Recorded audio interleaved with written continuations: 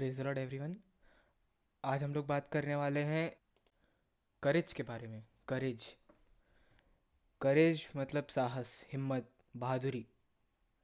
आज की सोसाइटी में हमें करेज की बहुत ज़रूरत है अगर हमें यीशु मसीह के पीछे चलना है। हमें करेज चाहिए ताकि हम हमारे दोस्तों और रिश्तेदारों को मना कर सकें। हमें करेज चाहिए ताकि हम लोग पाप से दूर रह सकें। हमें करेज चाहिए ताकि हम हिम्मत के साथ यीशु मसीह को स्वीकार करें। क्या आप में इतना करेज है कि आप पूरे दिल से कह सके, पूरे भरोसे के साथ, पूरे हिम्मत के साथ कह सके कि मैं ज़िंदा खुदा यीशु मसीह के पीछे चलता हूँ? अगर हम बाइबल खोल के देखें तो उसमें करेज के हमें कई एग्जाम्पल दिखते हैं। शुरुआत में देखा जाए तो मोसेस एक बहुत बड़ा एग्जाम्पल है। एक राजा के सामने जाकर ये बोलना कि वो उसके गुलाम को छोड़ दे, क्योंकि एक ऐसा परमेश्वर जो किसी को दिखाई नहीं देता वो कहता है, तो कौन सुनेगा इसकी बात? ये चीज़ करने के लिए भी बहुत करेज की ज़रूरत होती है। लाखों लोगों को एक नए ज़मीन पे ऐसे लेके जाने के लिए भी करेज की ज़रूरत होती है। तो जोशुआ ने भी हमें वहाँ करेज दिखाया अपना। पूरे बाइबल में करेज के कई एग्जाम्पल्स है, पर इनमें एक एग्जाम्पल ऐसा उठ के आता है, वो है डैनियल। डैनियल एक दूसरे देश में गुलाम की तरह था, एक वॉर कैप्टिव की तरह उसको लेकर गए थे। किंग नेबूचादनेज़र लेकर गया था उसको, जब उसके कंट्री ने इज़राइल को हराया था एक दूसरे देश में। वहाँ पे जब जाने के बाद किंग नेबूचादनेज़र ने वहाँ के जो चीफ था उससे कहा कि जितने भी वॉर के इधर बंदी बना के जिन लोगों को लाया है, उनमें से कुछ ऐसे लड़के चुन जो बाद में बड़े, जिनको अगर थोड़ा ऐसा ट्रेन किया जाए तो वहाँ रॉयल कोर्ट में सर्व कर सके, वहाँ पे ऐसा काम कर सके। तो उनमें से चुने गए थे चार लड़के: डैनियल, शाद्राक, मेशक और अबेदनीगो। उन लोगों के खाने पीने का इंतज़ाम पूरा रॉयल खाने के साथ किया गया था कि जो राजा खाना खाता था वो खाना खाएंगे। पर डैनियल ने उस खाने को मना कर दिया और वहाँ के चीफ से कहा कि मुझे सब्जियां ला के दो और पीने के लिए वाइन की जगह पानी दो।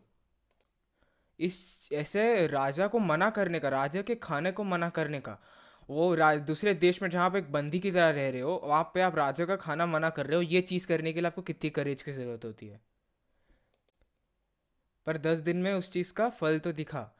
जहाँ बाकी के जो लड़के थे जो राजा का खाना खा रहे थे वो मोटे हो रहे थे, वहाँ ये डैनियल और उसके दोस्त जिन्होंने सब्जियां खाई, वो लोग एकदम हट्टे कट्टे एकदम फिट हो गए।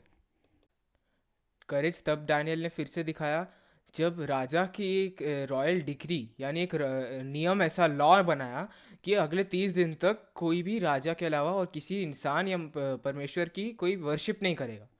तब भी अपनी खिड़की खोल के डैनियल ने हमारे यीशु मसीह की वर्शिप की, यीशु मसीह को प्रे किया। एंड में वहाँ के किंग डेरियस ने डैनियल को एक शेर की गुफा में, एक डेन जो होता है, उसमें डाल दिया। पर यीशु ने डैनियल के करेज के पर यीशु ने डैनियल के करेज पे उसको इनाम दिया, उसको बचाया, उस शेर की गुफा से निकाला, और उसके जितने भी दुश्मन थे जो उससे जलन रखते थे, राजा ने उनको उस गुफा में फेंक दिया और शेरों ने उनके नीचे पहुंचने से पहले ही उनको मार दिया। क्या हम में से किसी में इतना करेज है कि हम, अगर हमारा प्रधानमंत्री अगर आके हमें बोल दे कि तुम्हें यीशु के पीछे नहीं चलना है, यीशु की प्रेयर नहीं करनी है, यीशु को वर्शिप नहीं करना है, और नहीं तो तुम्हें मार देंगे, तो क्या हम में इतना करेज है कि हम उसके खिलाफ जाएं? क्या हम लोग उसके खिलाफ जाके प्रे करें, यीशु के पीछे चलें? क्या हमें इतना करेज है कि हम यीशु के लिए मौत तक जाने को तैयार हैं? करेज की बात करें तो शाद्रक, मेशक एंड अबेदनीगो का करेज भी एक इस काबिल तारीफ है। जब वहाँ के राजा ने कहा कि जब भी तुम्हें भोपू की आवाज़ सुनाई दे, जैसा हॉर्न या ट्रम्पेट बजे, तो एक ब्रॉन्ज स्टैचू के सामने तुम सबको झुकना है।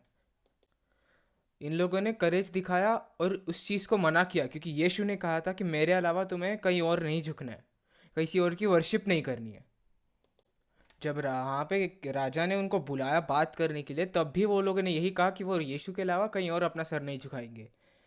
डैनियल 3:19 में हम देखते हैं, Then Nebuchadnezzar was full of fury, and the expression of his face challenged toward Shadrach, Meshach, and Abednego. He spoke and commanded that the heat of the furnace was seven times more than it was usually heated. उसने पहले ही सज़ा रखी थी कि अगर कोई उस मूर्ति के सामने नहीं झुकेगा तो उसको एक आग की भट्टी में डाल देंगे। और यहाँ पे शाद्रक, मेशक एंड अबेदनगो ने किंग नेबूकदनेस्सर को इतना गुस्सा दिला दिया कि उसने वो भट्टी को 7 गुना और गर्म कर दिया। वो भट्टी इतनी गर्म थी कि जो सिपाही उनको उस आग में डालने गए वो भी उसमें जल के राख हो गए। पर यीशु ने इनके करेज को छोड़ा नहीं, पर इनको इनाम दिया। वो उनके साथ उस भट्टी में था। ये किंग नेबूकदनेस्सर और उसके लोगों को दिखाई दिया कि यीशु ने उनको भट्टी में से बचा के वापस निकाला। उनका एक बाल तक नहीं जला। ये हमें दिखाई देता है कि यीशु हमारे करेज को, हमारे भरोसे को, हमारे साहस को कभी ठुकराता नहीं, पर हमारे इनाम देता है।